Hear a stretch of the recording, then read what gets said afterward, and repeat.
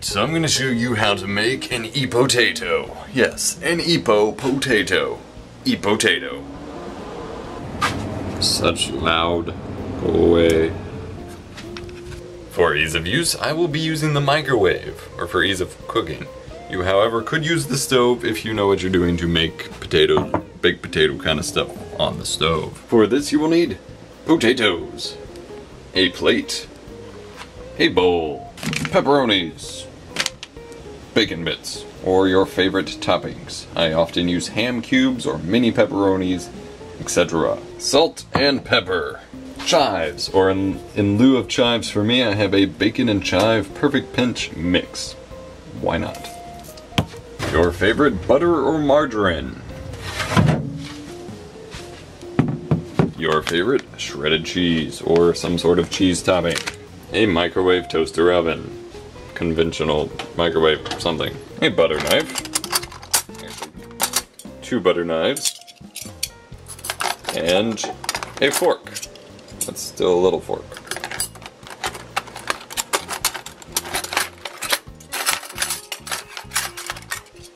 A fork. Since these potatoes are not super large, I'm going with 2 of them. This means I need a bigger bowl. Perfect. So we will be taking our raw potatoes and using our fork, which is not going to look very well one-handed, and poke a variety of holes in them, being sure to cover all of the sides and the ends. This will make microwaving them a lot better. Once you finish poking holes in your potatoes, take your plate. It better be a microwavable safe plate. Open your microwave and then nuke them for about 5 minutes, depending on your microwave. If your potatoes are whistling and whining, that's a good thing. They're cooking. We're gonna throw an audible here and bring in rosemary. Rosemary leaves would probably be better for this, but we have crushed and it'll work out just the same. When your microwave is done, it is time to remove the potatoes. Caution, they will be extremely, extremely hot. You will quite literally give yourself some serious burns if you try to grab them. Safely transfer your potatoes to your bowl. I simply used oven mitts to grab the plate and rolled them off. Next up, go ahead and add a little bit of your butter to the searing hot potatoes, as it's going to start melting and getting into the mix here. Now you want to keep your butter knife and potato knife separate, but I just got potato all over this knife, so I'm going to stick it in here and get a fresh knife for the butter. I like keeping my butter clean. Next up, chop up the potatoes. You can either mix and mash them as much mashed as you want, or chop them into thicker thicker chunks. However you like your baked potatoes. I'm a bit abnormal in this, in that I like having my baked potato mix, at least like this, for the Epotato, mashed up pretty well. So I'm just gonna cut and chop and mish and mash the hell out of these potatoes. They don't have to be mashed potatoes, but I don't want to be eating large chunks of it, because that messes with the consistency that I like to develop. And if it's still a little hard, that's okay. We'll be adding it back into the microwave in a minute. Alright, I've got one done, so I'm going to go ahead and add a little bit more butter. Get it off the knife. Now I'll chop up the other potato. Definitely want to break up the skin here. Don't like big plates of potato skin. And we've got some tougher parts, so we're definitely going to nuke it for a little bit longer once we get everything mixed up in here. And this is where we're going to do things in a kind of weird order. I'm going to go ahead and lightly salt my potato. I'm going to add my crushed rosemary, only a little for right now. And then I'm going to grind some pepper over top. The reason I'm going ahead and seasoning now is this allows the seasoning to go ahead and soak into the potato and get the flavor really into the potato. You can always butter the hell out of it and get that butter flavor in there, because it's going to taste like butter ultimately. But getting the seasoning into the actual potato mix itself is pretty key to actually having it taste like any of your seasoning.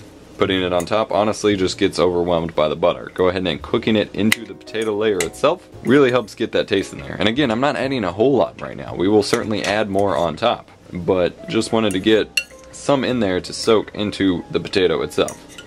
I'm gonna go ahead and also bring in my bacon and chive mix. This could be pretty much anything for you. I usually use chives, but I don't have any on me. This is just what I have on me. We are in a new kitchen.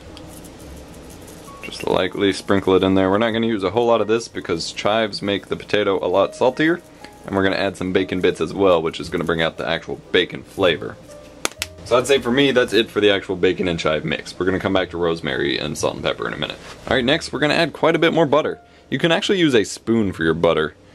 If you add a lot like I do, I often use a spoon, as that helps you just get big old chunks of butter out of there. But use whatever you prefer, and really start mixing it in there.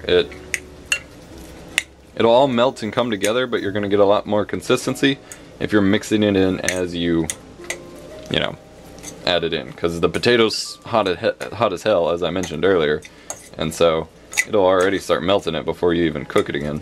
Don't forget your potatoes on the edges. Those will be the most plain tasting bits if you don't mix them in there good. Alright, we're gonna add a little bit more butter.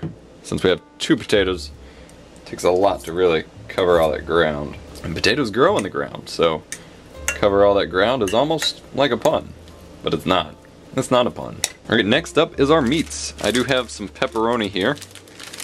Again, I do often use ham cubes, diced ham, whatever it's called, or mini pepperonis, but I only have normal pepperonis here, so I'm just gonna crumble it, tear it up and crumble it into small chunks so it's easier to eat into the mix. And if you get generic pepperoni slices like I do, this is the Meyer brand, they are gonna be quite greasy. If you don't like grease, this could be bad, but it also a lot of pepperoni's flavor comes from the grease, and so this will really get into your potato. And again, once you get a decent layer of toppings on, it's time to start mixing it in. Gotta keep that consistency and just general mixture up. We don't have a whole lot of liquidiness yet because we don't have a lot of butter in here, but we do want to keep stuff moving around. Alright, next we're gonna add some bacon bits. Not gonna go super heavy on these since we do have the pepperonis and the bacon chive mix, but I am just gonna sprinkle them in here. That should be good. Next, we're going to add a bunch more butter. Now remember, you do want to find a good balance of butter to potato, but you can overdo it on butter. Like, you can get too much butter and you will taste it, so you got to be careful. You can always add butter after you finish cooking it, which is what I'm going to do. I'm going to add a little bit more here, and then I'm going to wait till it's actually heated again before I add much more. So now we're going to add our cheese. This is just some Mexican shredded cheese. You can use whatever you want, cheddar, American. Get you a good healthy layer of cheese on top here. And you're good to go. I'm gonna mix it up together, add a little bit more spices, and we're good to go. Alright, next, we nuke it again. Make sure you take your fork out. For this round, I usually go between 30 seconds and a minute. I'm gonna go for about 45 right now, just to get it heated up, everything melted, and everything heated up in good mixture. And it's done. We're left with a lovely potato meat spicy mix, and it's got plenty of butter mixed in there. You may still have a big chunk or two left, but you're good to eat. I'm not actually gonna add any more butter. Actually, I'm gonna add a tiny bit more butter, and then I'm going to be done on the butter. It's really good to go. So that is how you make an Epotato. I'm going to eat it and enjoy. I do hope you enjoyed this video. Be sure to rate it. I'm zoomed in here. Rate it thumbs up and let me know if you want to see more cooking videos with Epos. Yeah.